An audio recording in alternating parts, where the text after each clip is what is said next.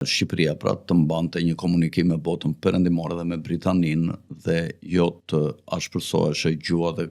komunikimi dhe veprimet. Duhet të thënë që Titoja e kishte shndruar gjithë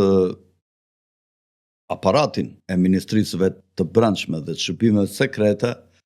e kishte lënë në dorë të britanikëve, të cilët kishin përveç ambasadave të tyre dhe shumë agent në terren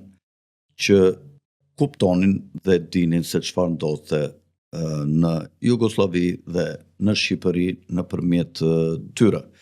Njëkohësisht shërbimi sekret i Britanisë ishte në gjendje të kapte komunikimet me mjetet e atërshme, me radiogramet që komunikonin dy ushtrit shqiptare dhe ambasada britanike me qeverinë, ambasada jugoslave me qeverinë e vet, ishin në gjendje të kapnin çdo komunikim dhe ka pasur një komunikim disa ditë para minimit kanalit Korfuzit midis qeverisë shqiptare dhe qeverisë jugoslave nëpërmjet radiogrameve sekrete. Gjithashtu Britania në krahun lindor të Korfuzit, pra me fytyrë nga Saranda, ka pasur disa qendra